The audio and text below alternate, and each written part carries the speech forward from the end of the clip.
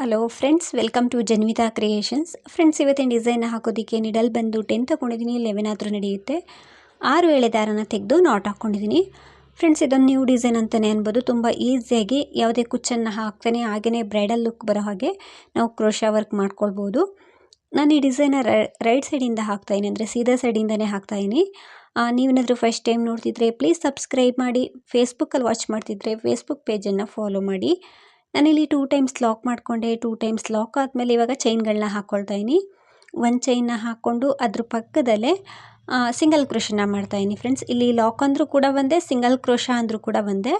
ಒಂದು ಚೈನ್ನ ಹಾಕ್ಕೊಳ್ಳೋದು, ಒಂದು ಪಾಯಿಂಟಷ್ಟು ಗ್ಯಾಪನ್ನು ಕೊಟ್ಟು ನಾವು ಬಟ್ಟೆ ಮೇಲೆ ಸಿಂಗಲ್ ಕ್ರೋಶನ ಮಾಡೋದು, ಅಂದರೆ ಲಾಕ್ ಮಾಡ್ಕೊಳ್ಳೋದು. ಸೊ ಬೇಸ್ ಲೈನ್ ಬಂದು ತುಂಬ ಈಸಿ ಇದೆ. ಒಂದು ಚೈನ್ನ ಹಾಕಿ ಲಾಕ್ ಮಾಡ್ಕೊಳ್ಳೋದಷ್ಟೇ. ಒಂದು ಚೈನ್ನ ಹಾಕ್ಕೊಂಡೆ, ಅಲ್ಲಿ ಒಂದು ಪಾಯಿಂಟಷ್ಟು ಗ್ಯಾಪನ್ನು ಕೊಟ್ಟು ಸಿಂಗಲ್ ಕ್ರೋಶನ ಮಾಡ್ತಾಯಿದ್ದೀನಿ. ಒಂದು ಚೈನನ್ನು ಹಾಕ್ಕೊಳ್ಬೇಕು, ಒಂದು ಪಾಯಿಂಟಷ್ಟು ಗ್ಯಾಪನ್ನು ಕೊಟ್ಟು ಸಿಂಗಲ್ ಕ್ರೋಶನ ಮಾಡ್ತಾಯಿದ್ದೀನಿ. ಸೊ ಗೊತ್ತಾಗಲಿಲ್ಲ ಅಂದರೆ ಸ್ಟ್ರೈಟಾಗಿ ಇಟ್ಕೊಂಡು ಸಿಂಗಲ್ ಕ್ರೋಶನ ಮಾಡ್ಕೊಳ್ಳಿ. ಸೊ ನೀವೇನಾದರೂ ಈ ಡಿಸೈನ ಸೀರೆಗೆ ಹಾಕ್ಕೊಂಡ್ರೆ ಸೀರೆ ಪೂರ್ತಿ ನೀವು ಇದೇ ರೀತಿ ಹಾಕ್ಕೊಳ್ಬೇಕಾಗುತ್ತೆ. ಸೊ ಪಲ್ಲು ಒಂದು ಸೈಡ್ ಪೂರ್ತಿ ನೀವು ಇದೇ ರೀತಿ ಒಂದು ಸಿಂಗಲ್ ಕ್ರೋಶ, ಒಂದು ಚೈನ್, ಒಂದು ಸಿಂಗಲ್ ಕ್ರೋಶ, ಇದೇ ರೀತಿ ಪೂರ್ತಿ ಫಿಲ್ ಮಾಡಬೇಕು. ಜಾಸ್ತಿ ಮಧ್ಯದಲ್ಲಿ ಗ್ಯಾಪನ್ನು ಕೊಡೋದಕ್ಕೆ ಹೋಗಬೇಡಿ. ಒಂದು ಚೈನಿಗೆ ಎಷ್ಟು ಗ್ಯಾಪ್ ಬೇಕು ಅಷ್ಟನ್ನೇ ಹಾಕ್ಕೊಳ್ಬೇಕು. ಸೊ ಪೂರ್ತಿ ಫಿಲ್ ಮಾಡಿ ನಾನು ತೋರಿಸ್ತೀನಿ. ಫ್ರೆಂಡ್ಸ್, ನೋಡ್ತಿರ್ಬೋದು ನಾನು ಸ್ವಲ್ಪ ದೂರ ಹಾಕ್ಕೊಂಡು ಬಂದಿದ್ದೀನಿ. ಕೊನೆಯಲ್ಲೂ ಕೂಡ ಸಿಂಗಲ್ ಕ್ರೋಶ ಆದಮೇಲೆ ಒಂದು 2-3 ಚೈನನ್ನು ಹಾಕಿ ಥ್ರೆಡನ್ನು ಕಟ್ ಮಾಡ್ಕೊಳ್ತಾ ಇದ್ದೀನಿ. ಥ್ರೆಡನ್ನು ಕಟ್ ಮಾಡಿ ನೀಡಲ್ಲ ನಮ್ಮ ಸೈಡ್ ಎಳ್ಕೊಂಡ್ರೆ ಅದು ಟೈಟಾಗಿ ಕೂರುತ್ತೆ. ಸೊ ಬೇಸ್ ಲೈನ್ ಇಷ್ಟೇ. ಸೆಕೆಂಡ್ ಲೇಯರ್ಗೆ ನಾನು ಸ್ಟಾರ್ಟಿಂಗ್ 2 ಟೈಮ್ಸ್ ಲಾಕ್ ಮಾಡಿಕೊಂಡೆ ನೋಡಿ. ಆ ಎರಡರ ಮಧ್ಯದಲ್ಲಿ ಲಾಕ್ ಮಾಡ್ತಾಯಿದ್ದೀನಿ. ಲಾಕ್ ಆದಮೇಲೆ ಇವಾಗ ಚೈನ್ಗಳನ್ನ ಹಾಕ್ಕೊಳ್ತಾ ಇದ್ದೀನಿ. 1 ಚೈನ್, 2 ಚೈನ್, 2 ಚೈನನ್ನು ಹಾಕಿ ನಿಡಲ್ ಮೇಲೆ ಥ್ರೆಡನ್ನು ಸುತ್ತಕೊಳ್ಬೇಕು. ಥ್ರೆಡನ್ನು ಸುತ್ತಕೊಂಡು ಒಂದು ಬೀಡನ್ನ ಹಾಕ್ಕೊಳ್ತಾ ಇದ್ದೀನಿ. ಬೀಡನ್ನ ಹಾಕ್ಕೊಂಡು ಈ ಫಸ್ಟ್ ಒಂದು ಸಿಂಗಲ್ ಕ್ರೋಶ ಇದೆಯಲ್ವ, ಅದ್ರ ಒಳಗಡೆ ನಿಡಲ್ನ ಹಾಕಬೇಕು. ಥ್ರೆಡನ್ನು ಮೇಲೆ ತಂದು ಆ ಬೀಡ್ ಒಳಗಡೆಯಿಂದ ಥ್ರೆಡ್ನ ಮೇಲೆ ತರಬೇಕು ಈ ರೀತಿ. ಆವಾಗ ನಿಡಲ್ ಮೇಲೆ 3 ಲೂಪ್ ಇರುತ್ತೆ, ಅಂದರೆ 3 ದಾರ ಇರುತ್ತೆ. 2 ದಾರದಿಂದ ಒಂದು ಸಲ ಥ್ರೆಡನ್ನು ಹೇಳ್ಕೊಳ್ತೀನಿ, ಮತ್ತೆರಡು ದಾರದಿಂದ ಥ್ರೆಡನ್ನು ಹೇಳ್ಕೊಳ್ತೀನಿ. ಒಂದು ಡಬಲ್ ಕ್ರೋಶ ಕಂಬ ಆಯಿತು. ಸೊ ಮುಂಚಿತವಾಗಿ ಅಲ್ಲಿ ಬೀಡ್ ಬರುತ್ತೆ, ಅಂದರೆ ಸಿಂಗಲ್ ಕ್ರೋಶದ ಮೇಲೆ ಬೀಡ್ ಬಂದಿರುತ್ತೆ. ಇವಾಗ ನಾನು 2 ಚೈನ್ನ ಹಾಕ್ಕೊಳ್ತಾ ಇದ್ದೀನಿ. 1 ಚೈನ್, 2 ಚೈನ್, ನಂತರ ಮತ್ತೊಂದು ಬೀಡನ್ನ ಹಾಕ್ಕೊಳ್ತಾ ಇದ್ದೀನಿ. ಫ್ರೆಂಡ್ಸ್, ಇಲ್ಲಿ ನೀವು ಬೀಡ್ಸ್ಗಳನ್ನ ಚೇಂಜಸ್ ಮಾಡ್ಕೊಳ್ಬೋದು. ಇಂಥದ್ದೇ ಬೀಡ್ಸನ್ನು ಹಾಕ್ಕೊಳ್ಬೇಕು ಅಂತ ಏನಿಲ್ಲ. ನಾನಿಲ್ಲಿ ಗೆಜ್ಜೆ ಬೀಡ್ಸನ್ನು ಹಾಕ್ಕೊಳ್ತಾ ಇದ್ದೀನಿ. ಒಂದು ಗೆಜ್ಜೆ ಬೀಡನ್ನ ಹಾಕಿ ನಿಡಲ್ ಮೇಲೆ ಥ್ರೆಡನ್ನು ಸುತ್ತಕೊಳ್ತೀನಿ. ನಿಡಲ್ ಮೇಲೆ ಥ್ರೆಡನ್ನು ಸುತ್ತಕೊಂಡು ನಾವು ಪ್ರೀವಿಯಸ್ ಆಗಿ ಡಬಲ್ ಕ್ರೋಶ ಕಂಬ ಮಾಡಿದೆ ನೋಡಿ, ಆ ಕಂಬದಿಂದ ಈ ರೀತಿ ಗ್ಯಾಪ್ ಇರುತ್ತೆ, ಅದರೊಳಗಡೆ ನಿಡಲ್ನ ಹಾಕಿ ಥ್ರೆಡ್ನ ತಂದು ಡಬಲ್ ಕ್ರೋಶ ಕಂಬನ ಮಾಡಬೇಕು. 2 ದಾರದಿಂದ ಥ್ರೆಡನ್ನು ಹೇಳ್ಕೊಳ್ಬೇಕು. ಫಸ್ಟ್ 2 ದಾರದಲ್ಲಿ ಥ್ರೆಡನ್ನು ಹೇಳ್ಕೊಳ್ಬೇಕು, ಮತ್ತೆರಡು ದಾರದಲ್ಲಿ ಥ್ರೆಡನ್ನು ಮೇಲೆ ಎಳ್ಕೊಂಡ್ರೆ ಒಂದು ಡಬಲ್ ಕ್ರೋಶ ಕಂಬ ಆಗುತ್ತೆ. ಮತ್ತೆ ನಿಡಲ್ ಮೇಲೆ ಥ್ರೆಡನ್ನು ಸುತ್ತಕೊಳ್ತೀನಿ, ಮತ್ತು ಅದೇ ಪ್ಲೇಸಲ್ಲಿ ಹೋಗಿ ಥ್ರೆಡ್ನ ತಂದು ಡಬಲ್ ಕ್ರೋಶ ಕಂಬ. ಸೊ 2 ಕಂಬನ ಮಾಡಿಕೊಂಡೆ. ಇವಾಗ ನಾನು ಮಾಡ್ತಾ ಇರೋದು 3ನೇ ಡಬಲ್ ಕ್ರೋಶ ಕಂಬ. ಆ ಸೇಮ್ ಪ್ಲೇಸಲ್ಲೇ ಮಾಡ್ಕೊಳ್ಬೇಕು. ಫ್ರೆಂಡ್ಸ್, ಸ್ಟಾರ್ಟಿಂಗ್ ಮಾತ್ರ ಈ ರೀತಿ ಇರುತ್ತೆ, ಅಂದರೆ 2 ಚೈನ್ನ ಹಾಕ್ಕೊಂಡು ಸ್ಟಾರ್ಟ್ ಮಾಡ್ಕೊಂಡಿದ್ದೀವಿ. ನಾನಿವಾಗ 4ನೇ ಡಬಲ್ ಕ್ರೋಶ ಕಂಬನ ಮಾಡ್ತಾಯಿದ್ದೀನಿ. ಈ ರೀತಿ 4 ಡಬಲ್ ಕ್ರೋಶ ಕಂಬನ ಮಾಡಿಕೊಂಡು ನಿಡಲ್ ಮೇಲೆ ಥ್ರೆಡನ್ನು ಸುತ್ತಕೊಂಡು ಇವಾಗ ಒಂದು ಬೀಡನ್ನ ಹಾಕ್ತಾಯಿದ್ದೀನಿ. ಎಲ್ಲೂ ಲಾಕ್ ಮಾಡ್ತಾ ಇಲ್ಲ. ನಿಡಲ್ ಮೇಲೆ ಥ್ರೆಡನ್ನು ಸುತ್ತಕೊಂಡು ಒಂದು ಬೀಡನ್ನ ಹಾಕ್ಕೊಳ್ಬೇಕು. ಬೀಡನ್ನ ಥ್ರೆಡ್ಡಿಗೆ ಹಾಕ್ಕೊಂಡೆ.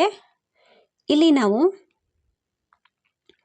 ಸ್ಟ್ರೈಟಾಗಿ ಇಟ್ಕೊಳ್ಳಿ. ಫಸ್ಟ್ ಒಂದು ಸಿಂಗಲ್ ಕ್ರೋಶ ಇದೆಯಲ್ವ, ಅದನ್ನು ಸ್ಕಿಪ್ ಮಾಡಿ ನಂತರ ಸಿಂಗಲ್ ಕ್ರೋಶಕ್ಕೆ ಚುಚ್ಚಬೇಕು.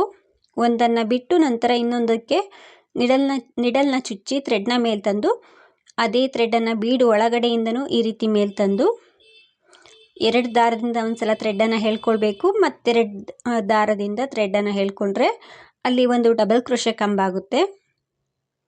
ಇವಾಗ 2 ಚೈನ್ನ ಹಾಕ್ಕೊಳ್ತೀನಿ. 2 ಚೈನನ್ನು ಹಾಕಿ ಒಂದು ಬೀಡನ್ನ ಹಾಕ್ಕೊಳ್ತಾ ಇದ್ದೀನಿ, ಗೆಜ್ಜೆ ಬೀಡ್ಸನ್ನು ಹಾಕ್ಕೊಳ್ತಾ ಇದ್ದೀನಿ. ಗೆಜ್ಜೆ ಬೀಡ್ಸ್ ಬದಲಿಗೆ ನೀವು ನಾರ್ಮಲ್ ಚಿಕ್ಕದು 0 ಸೈಜ್ ಬೀಡ್ಸ್ ಇರುತ್ತಲ್ವ ಅದನ್ನಾದರೂ ಹಾಕ್ಕೊಳ್ಬೋದು. ಇಲ್ಲಿ ನೀವು ಚೇಂಜಸ್ ಮಾಡ್ಕೊಳ್ಬೋದು ಫ್ರೆಂಡ್ಸ್, ಇಂಥದ್ದೇ ಬೀಡ್ಸನ್ನು ಹಾಕ್ಕೊಳ್ಬೇಕು ಅಂತೇನಿಲ್ಲ. ನಿಡಲ್ ಮೇಲೆ ಥ್ರೆಡನ್ನು ಸುತ್ತಕೊಂಡು ಡಬಲ್ ಕ್ರೋಶೆ ಕಂಬನ ಮಾಡ್ತಾಯಿನಿ. ಆ ಕಂಬದ ಹಿಂದೆ ಹೋಗಿ ಥ್ರೆಡ್ನ ತಂದು ಡಬಲ್ ಕ್ರೋಶೆ ಕಂಬ. ಸೊ ಇಲ್ಲೂ ಕೂಡ ನಾನು 4 ಡಬಲ್ ಕ್ರೋಶೆ ಕಂಬನ ಮಾಡ್ತಾಯಿನಿ ಫ್ರೆಂಡ್ಸ್. ತುಂಬ ಚೆನ್ನಾಗಿ ಕಾಣಿಸುತ್ತೆ, ಫಿನಿಶಿಂಗ್ ಅಂತೂ ತುಂಬ ಚೆನ್ನಾಗಿ ಬರುತ್ತೆ. ಕುಚ್ಚು ಇಷ್ಟ ಇಲ್ಲ ಅನ್ನೋರು ಈ ರೀತಿ ಕ್ರೋಶೆ ಡಿಸೈನ್ನ ಹಾಕಿಸ್ಕೊಳ್ಬೋದು. ಸೊ ವಿಡಿಯೋ ಪೂರ್ತಿ ನೋಡಿ, ನಿಮಗೇ ಅರ್ಥ ಆಗುತ್ತೆ. ಸೊ 4 ಕಂಬಗಳನ್ನ ಮಾಡಿಕೊಂಡೆ. ಇವಾಗ ನಿಡಲ್ ಮೇಲೆ ಥ್ರೆಡನ್ನು ಸುತ್ಕೊಳ್ತಾ ಇದ್ದೀನಿ. ಇವಾಗ ಒಂದು ಬೀಡನ್ನ ಹಾಕ್ಕೊಳ್ತಾ ಇದ್ದೀನಿ. ಇಲ್ಲಿ ಬೇಕಿದ್ರೆ ನೀವು 3 mm ಬೀಡನ್ನಾದರೂ ತಗೊಳ್ಬೋದು. ಸೊ ನಾನು ಸ್ವಲ್ಪ ಬಿಗ್ ಸೈಜ್ ಬೀಡನ್ನ ತಗೊಂಡಿದ್ದೀನಿ. ಇಲ್ಲಿ ಒಂದು ಸಿಂಗಲ್ ಕ್ರೋಶನ ಸ್ಕಿಪ್ ಮಾಡಿದೆ, ನಂತರ ಸಿಂಗಲ್ ಕ್ರೋಶಕ್ಕೆ ನಿಡಲ್ನ ಚುಚ್ಚಿ ಥ್ರೆಡ್ನ ತರ್ತಾ ಇದ್ದೀನಿ. ಥ್ರೆಡನ್ನು ಮೇಲೆ ತಂದು ಅದೇ ಥ್ರೆಡನ್ನು ಬೀಡ್ ಒಳಗಡೆಯಿಂದನೂ ಕೂಡ ಪಾಸ್ ಮಾಡ್ಕೊಂಡು ಬಂದು 2 ಲೂಪಿಂದ 1, 2 ಲೂಪಿಂದ 1 ಮಾಡಿ ನಂತರ 2 ಚೈನ್ನ ಹಾಕ್ಕೊಳ್ಬೇಕು. ಸೊ ತುಂಬ ಚೆನ್ನಾಗಿ ಬರುತ್ತೆ ಇದು. ಪೂರ್ತಿ ಹಾಕಿದಾದ್ಮೇಲಿಂದ ತುಂಬಾ ಚೆನ್ನಾಗಿ ಕಾಣಿಸುತ್ತೆ. ಡಬಲ್ ಕ್ರೋಶೆ ಕಂಬ ಆದಮೇಲೆ 2 ಚೈನ್ನ ಹಾಕ್ಕೊಳ್ಬೇಕು. ಕಂಬ ಮಾಡೋದಕ್ಕಿಂತ ಮುಂಚೆ ನಾವು ಬೇಸ್ ಲೈನ್ ಈ ರೀತಿ ಹಾಕ್ಕೊಳ್ಳೇಬೇಕಾಗುತ್ತೆ. 1 ಚೈನ್, 2 ಚೈನ್. ಇವಾಗ ಒಂದು ಬೀಡನ್ನ ಹಾಕ್ಕೊಳ್ತಾ ಇದ್ದೀನಿ. ಬೀಡ್ ಬೇಡ ಅನ್ನೋದಾದರೆ ಇಲ್ಲಿ ಸ್ಕಿಪ್ ಮಾಡ್ಕೊಳ್ಬೋದು. ಒಂದು ಬೀಡ್ ಬದಲಿಗೆ ನೀವು ಅಲ್ಲಿ ಇನ್ನೂ ಒಂದು ಚೈನ್ನ ಹಾಕ್ಕೊಳ್ಬೋದು.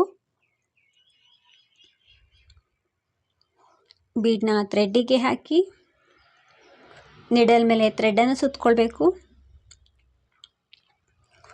ನಿಡಲ್ ಮೇಲೆ ಥ್ರೆಡನ್ನು ಸುತ್ತಕೊಂಡು ಕಂಬದ ಹಿಂದೆಯಿಂದ ಹೋಗಿ ಥ್ರೆಡ್ನ ತಂದು ಡಬಲ್ ಕ್ರೋಶೆ ಕಂಬ. ನೀವು ಸ್ಟಾರ್ಟಿಂಗ್ ಪೆಟಲ್ಸಲ್ಲಿ ಎಷ್ಟು ಕಂಬ ಮಾಡಿರ್ತೀರೋ ಅಷ್ಟೇ ಕಂಬಗಳನ್ನ ಪ್ರತಿಯೊಂದು ಪೆಟಲ್ಸ್ ಮೇಲೂ ಮಾಡಬೇಕಾಗುತ್ತೆ. ನಾನು ಇಲ್ಲೂ ಕೂಡ 4 ಡಬಲ್ ಕ್ರೋಶೆ ಕಂಬನ ಮಾಡ್ತಾಯಿದ್ದೀನಿ.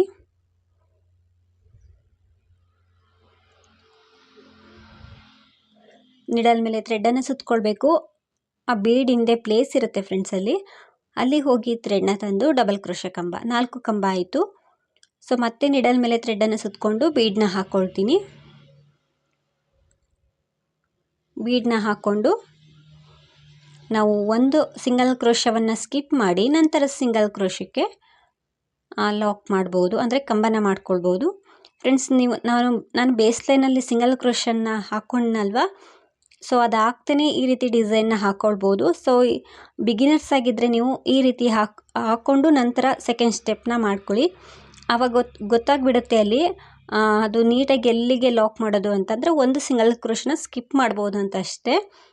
ಫಿನಿಶಿಂಗು ಕೂಡ ತುಂಬಾ ಚೆನ್ನಾಗಿ ಬರುತ್ತೆ ಇದರಲ್ಲಿ. ಸೊ 2 ಚೈನ್ನ ಹಾಕ್ಕೊಂಡು ಬೀಡನ್ನ ಹಾಕ್ಕೊಳ್ತಾ ಇದ್ದೀನಿ. ಬೀಡನ್ನ ಹಾಕ್ಕೊಂಡು ಡಬಲ್ ಕ್ರೋಶೆ ಕಂಬನ ಮಾಡ್ತಾಯಿದ್ದೀನಿ. ಸೊ ಅಲ್ಲಿ ನಾವು ಡಬಲ್ ಕ್ರೋಶೆ ಕಂಬದಿಂದೆ 4 ಡಬಲ್ ಕ್ರೋಶೆ ಕಂಬಗಳನ್ನ ಮಾಡ್ಕೊಳ್ಬೇಕಾಗುತ್ತೆ.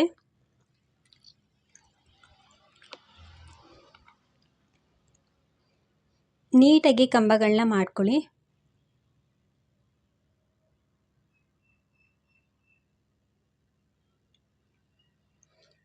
ನಂತರ ನಿಡಲ್ ಮೇಲೆ ಥ್ರೆಡನ್ನು ಸುತ್ತಕೊಂಡು ಒಂದು ಬೀಡನ್ನ ಹಾಕ್ಕೊಳ್ಬೇಕು. ಸೊ ಈ ರೀತಿ ನಾವು ನಿಡಲ್ ಮೇಲೆ ಥ್ರೆಡನ್ನು ಸುತ್ತಕೊಂಡೇ ಬೀಡನ್ನ ಹಾಕ್ಕೊಳ್ಬೇಕಾಗುತ್ತೆ. ನಾನು ಇದೇ ರೀತಿ ಪೂರ್ತಿ ಫಿಲ್ ಮಾಡಿ ತೋರಿಸ್ತೀನಿ ಹೇಗೆ ಕಾಣಿಸುತ್ತೆ ಅಂತ. ಎಲ್ಲೋ ಅದು ರಿಂಕಲ್ಸ್ ಬರೋದಾಗಲಿ ಅದು ಯಾವುದೂ ಕೂಡ ಆಗಲ್ಲ ಫ್ರೆಂಡ್ಸ್, ತುಂಬ ಚೆನ್ನಾಗಿ ಬರುತ್ತೆ. ನಾನಿಲ್ಲಿ ಸೆಕೆಂಡ್ ಒನ್ ಆರ್ಚನ್ನು ಅಂದರೆ ಸೆಕೆಂಡ್ ಸ್ಟೆಪ್ಪನ್ನು ಪೂರ್ತಿ ಕಂಪ್ಲೀಟ್ ಮಾಡ್ಕೊಂಡು ಬಂದು ಕೊನೆಯಲ್ಲಿ ಲಾಕ್ ಮಾಡ್ತಾಯಿದ್ದೀನಿ. ಕೊನೆಯ ಸಿಂಗಲ್ ಕ್ರೋಶದ ಮೇಲೆ ಲಾಕ್ ಮಾಡಿ ನಂತರ ಒಂದು 2-3 ಚೈನನ್ನು ಹಾಕ್ಕೊಂಡು ಥ್ರೆಡನ್ನು ಕಟ್ ಮಾಡ್ಕೊಳ್ತಾ ಇದ್ದೀನಿ. ಥ್ರೆಡನ್ನು ಕಟ್ ಮಾಡಿ ನೀಡಲನ್ನು ನಮ್ಮ ಸೈಡ್ ಎಳ್ಕೊಂಡಾಗ ಅದು ಟೈಟಾಗಿ ಕೂರುತ್ತೆ.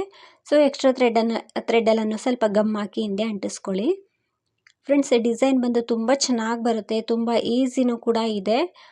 ಕುಚ್ಚು ಬೇಡ ಅನ್ನೋರಿಗೆ ಈ ರೀತಿ ಡಿಸೈನ್ನ ಟ್ರೈ ಮಾಡಿ. ತುಂಬ ಚೆನ್ನಾಗಿ ಫಿನಿಶಿಂಗ್ ಕಾಣಿಸುತ್ತೆ ಫ್ರೆಂಡ್ಸ್. ಅದು ಎಲ್ಲೂ ಕೂಡ ರಿಂಕಲ್ಸ್ ಬರಲ್ಲ, ಒಂದ್ರ ಮೇಲೆ ಒಂದು ಕೂರಲ್ಲ.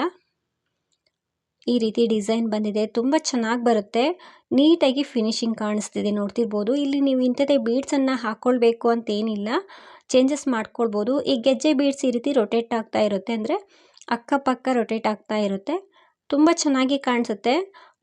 ಇದಕ್ಕಿಂತ ನೀವು 3mm ಬೀಡನ್ನ ತಗೊಂಡ್ರೆ, ಅಂದರೆ ಮೇಲ್ಭಾಗದಲ್ಲಿ ನಾನು ಬೀಡನ್ನ ಹಾಕಿದ್ದೀನಲ್ವ, ನನಗನ್ನಿಸ್ತಿದೆ ಸ್ವಲ್ಪ ಬಿಗ್ ಸೈಜ್ ಬೀಡ್ ಆಯಿತು ಅಂತ. 3mm ಬೀಡನ್ನ ಹಾಕ್ಕೊಳ್ಳಿ, ತುಂಬ ಚೆನ್ನಾಗಿ ಕಾಣಿಸುತ್ತೆ. ಫ್ರೆಂಡ್ಸ್, ಈ ಡಿಸೈನ್ ಎಲ್ರಿಗೂ ಇಷ್ಟ ಆಗಿದೆ ಅಂದ್ಕೊಳ್ತೀನಿ. ನೀವೇನಾದರೂ ಫಸ್ಟ್ ಟೈಮ್ ನೋಡ್ತಿದ್ರೆ ಅಥವಾ ಸಬ್ಸ್ಕ್ರೈಬ್ ಮಾಡ್ದೇ ನೋಡ್ತಿದ್ರೆ ಪ್ಲೀಸ್ ಸಬ್ಸ್ಕ್ರೈಬ್ ಮಾಡಿ. ಹಾಗೆಯೇ ಇದ್ರ ಪ್ರೈಸ್ ಬಂದು ಒಂದು 400ಇಂದ 500ವರೆಗೂ ಚಾರ್ಜ್ ಮಾಡ್ಬೋದು. ನಿಮ್ಮ ಪ್ಲೇಸ್ ಮೇಲೆ ಡಿಪೆಂಡ್ ಆಗಿರುತ್ತೆ. ಇಷ್ಟೇ ಅಂತ ಹೇಳೋಕ್ಕಾಗಲ್ಲ, ಹೆಚ್ಚು ಕಡಿಮೆ ಮಾಡ್ಕೊಳ್ಬೋದು. ಡಿಸೈನ್ ಅಂತೂ ತುಂಬ ಚೆನ್ನಾಗಿ ಬರುತ್ತೆ. ಹಾಗೆಯೇ ಈ ಡಿಸೈನ್ ಎಲ್ರಿಗೂ ಇಷ್ಟ ಆಗಿದೆ ಅಂದ್ಕೊಳ್ತೀನಿ. ವಿಡಿಯೋನ ಆದಷ್ಟು ಲೈಕ್ ಮಾಡಿ, ಶೇರ್ ಮಾಡಿ. ಫೇಸ್ಬುಕ್ಕಲ್ಲಿ ವಾಚ್ ಮಾಡ್ತಿದ್ರೆ ಫೇಸ್ಬುಕ್ ಪೇಜನ್ನು ಫಾಲೋ ಮಾಡಿ. ಈ ಡಿಸೈನ್ ಹೇಗಿದೆ ಅಂತ ಕಮೆಂಟ್ ಮೂಲಕ ತಿಳಿಸಿ. ನೀವೊಮ್ಮೆ ಟ್ರೈ ಮಾಡಿ ಫ್ರೆಂಡ್ಸ್, ಡಿಸೈನ್ ತುಂಬ ಚೆನ್ನಾಗಿ ಬರುತ್ತೆ, ಹಾಕೋದು ಕೂಡ ತುಂಬ ಈಸಿ ಇದೆ. Thank you for watching. Thank you.